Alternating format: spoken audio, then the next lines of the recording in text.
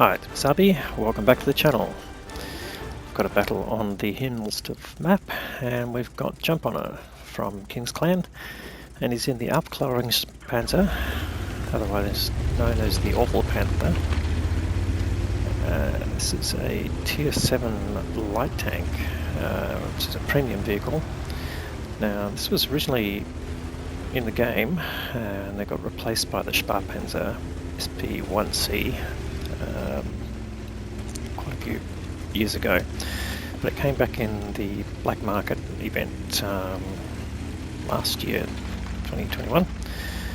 Now, what can I tell you about it? Well, for a light tank, it's actually pretty heavy, 40-ton vehicle. So you might see some ramming with this vehicle. It's pretty good at that. And it's also got a 75mm gun. Standard pen is 157mm, and the premium round gives you 205mm. Now we are with jumphonner, so we'll just take over the control of the camera every now and then, particularly driving, because he's jumping in and out of sniper view. That sort of increases his awareness of the situation. But yeah, it does help when he's in sniper mode to just make sure he can get a view of what's going on around him. So just forgive him for that, but we'll certainly take over when he's driving, just to make sure you don't have a particular reaction to it. But anyway, okay, the Awful Panther, yep. So it got a small turret to sort of reduce the weight, but the hull is makes it a fairly heavy vehicle. Alright, so he's on top of the hill. They've sort of taken control of the hill. There's only a couple of enemy vehicles up here, but they're just sniping tanks down the bottom. And he's found a T25 AT. Managed to put a shot into him, and we'll get another shot in. That ricochets, but he bounced the incoming round. So that's sort of part of the effectiveness of this tank in terms of the shape of the turret. He's found an Easy 8 out in the open, probably a relatively new player who may not understand what's going on, because he is bottom tier in this game, as in that Easy 8. This is a Tier 7, Tier 6 game, so pretty good matchmaking for this particular tank. Okay, so he's with a CS-44, and they're pushing around now, so he's going to accompany him. And there we go. Gives him a bit of a ram, and then finishes him off with a shot. And they've got a Comet there, and here we go. He's going to put some rounds into him if he can, but here we are going for the ram, full speed ahead, and bang, sends him back to the garage. So nice ram kill there. So just upholding the reputation of the tank. And here we go. Let's just click back into free camera mode. And we'll just follow around the corner until he gets back into sort of combat mode. Alright, his team's down a bit, certainly in guns, although the hit point levels are pretty even. So what can we make of this? Alright, now there's that T25 AT, and he does take a big hit there, but doesn't waste any time. And now he's chasing Artie. Oops, let's go back into the tricky here. Let's see what he does with the Artie here, M44, pumping shots into him. You can see pretty rapid reload time for this gun, just under 5 seconds. And bang goes the M44. And he wastes no time coming around the corner. There's a few tanks here of low hit points. Now the alpha on this gun is only 135, so you do have to pump the rounds out. And he conveniently takes a shot on his tracks there, but it looks like the enemy's trying to cap, but Jumpy won't let them do that. You can get rid of that CC56 with one shot. And he's going to go for the ram. No, not on this occasion, but he does finish him off with a shot. So So he's lost a fair bit of his health now.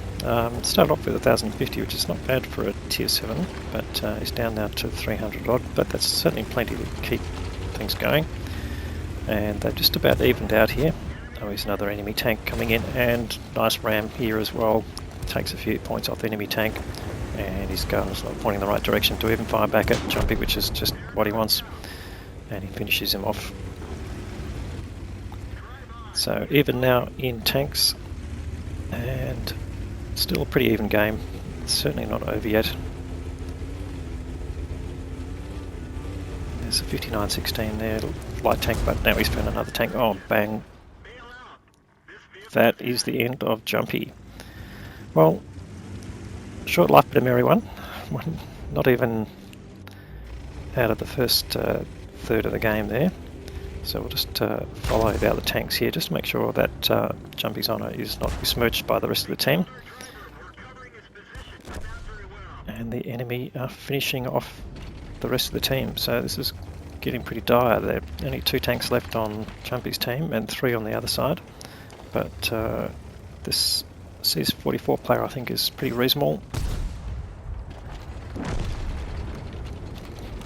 And also the CC56 player look like they've got a bit of control here, so they've evened it out.